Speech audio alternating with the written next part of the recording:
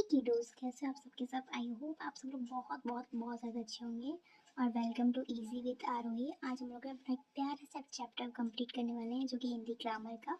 ये बहुत easy chapter है बट बहुत ज़्यादा कंफ्यूजिंग हो जाता है एग्जाम के टाइम पे, कंफ्यूज करने वाला है। तो बिना समय गवाए ना हम लोग शुरू कर देते हैं। जल्दी जल्दी हम लोग इसको समझ लेंगे, छोटा सा ही चैप्टर। तो सबसे पहले आता है अलंकार। अलंकार का मतलब क्या होता है? बेसिकली अलंकार का मतलब होता है लैंग्वेज का ब्यूटी फिल्टर। लैंग्वेज का जो ब्यूटी फिल्टर होता है, मतलब ये लैंग्वेज को ना थोड़ा सजा धजा के लिखना चाहिए। स्नैपचैट आप यूज़ करते हो, क्यों यूज़ करते हो? क्योंकि स्नैपचैट में आपकी फ़ोटोज़ अच्छी आए, ठीक है। तो ये लैंग्वेज का ब्यूटी फिल्टर होता है जो कि लैंग्वेज को और ज़्यादा अच्छे से बताता है, ठीक है। तो सबसे पहले क्या क्या आते हैं? अर्थ अलंकार। अलंकार के दो टाइप्स होते हैं। तो हम लोग अभी इस वीडियो में तो हम लोग एक ही वो जानेंगे जो कि अर्थ अलंकार, जिसमें आता है उपमा, रूपक, उत्प्रेक्षक और अतिशयोक्ति और मानवीकरण। उपमा, पहला अलंकार आता है उपमा। उपमा में क्या होता है ना, जैसा कि, सा, समान की तरह ऐसे वर्ड्स आते हैं जिसमें क्या होता है ना, किसी चीज़ से कंपैरिजन किया जाता है। जैसे कि मान लो वो चांद सा सुंदर है, तो चांद से कंपैरिजन किया गया ना उसने कि भाई वो चांद जैसा सुंदर है। ओके, कंपैरिजन किया होता है। आप और भी मतलब एग्जांपल्स अगर आपको चाहिए तो आप मुझसे मांग सकते हो, मैं आपको एक पीडीएफ प्रोवाइड कर दूंगी। उसके बाद आता है उत्प्रेक्षक। उत्प्रेक्षक मतलब क्या होता है? मनु, जानू, ये सब शब्द आएंगे उत्प्रेक्षक में, ठीक है। उत्प्रेक्षक को मतलब पहचानना बहुत इजी होता है। उत्प्रेक्षक में खाली ये सब वर्ड्स आते हैं, जनु, मनु, ये जानो, मानो, ये सब, ठीक है। तो उसको आप इजीली फाइंड आउट कर सकते हो। जिसमें भी ये शब्द आए भाई टिक लगा दो उत्प्रेक्षक पे, बिना कुछ सोचे समझे। कोई दिक्कत वाली बात नहीं है, तुम्हें फुल मार्क्स मिलेंगे। फिर उसके बाद आता है अतिशयोक्ति अलंकार। इसमें क्या होता है, बात ज़्यादा बढ़ा चढ़ा के बताई जाए।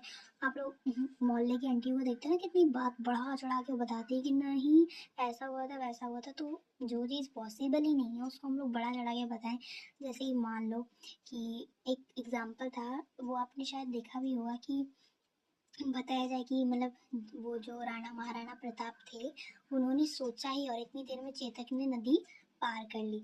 ऐसा पॉसिबल हो सकता है कि उसने सोचा? जो पॉसिबल नहीं है ना, उस बात बड़ा चढ़ा के बताना ही हम लोग उसको अतिशयोक्ति अलंकार बोलते हैं। फिर नेक्स्ट आता है मानवीकरण अलंकार।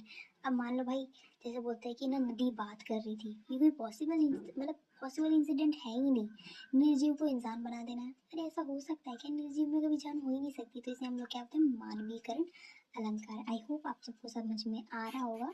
फिर लास्ट आता है अपना रूपक अलंकार। रूपक अलंकार में उपमेय में आरोप।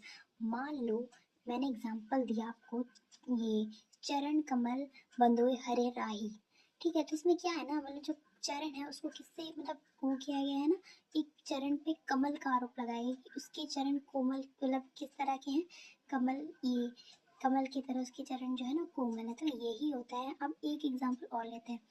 पायो जी मैंने राम रतन धन पायो। अब इसमें क्या है ना, राम नाम पे रतन धन का आरोप होने का रूपक अलंकार पता चल रहा है कि भाई राम रतन जो है ना उस पे आरोप लग रहा है, राम नाम पे रतन धन का आरोप लग रहा है। तो पता चल रहा है ना इससे थोड़ा सा कि यही होता है रूपक अलंकार। सबसे ज़्यादा रूपक अलंकार ही थोड़ा कंफ्यूजिंग होता है, बट आपने इसकी एग्जाम्पल्स प्रैक्टिस करना, जिससे आपको और ज़्यादा क्लियर हो जाएगा, ठीक है।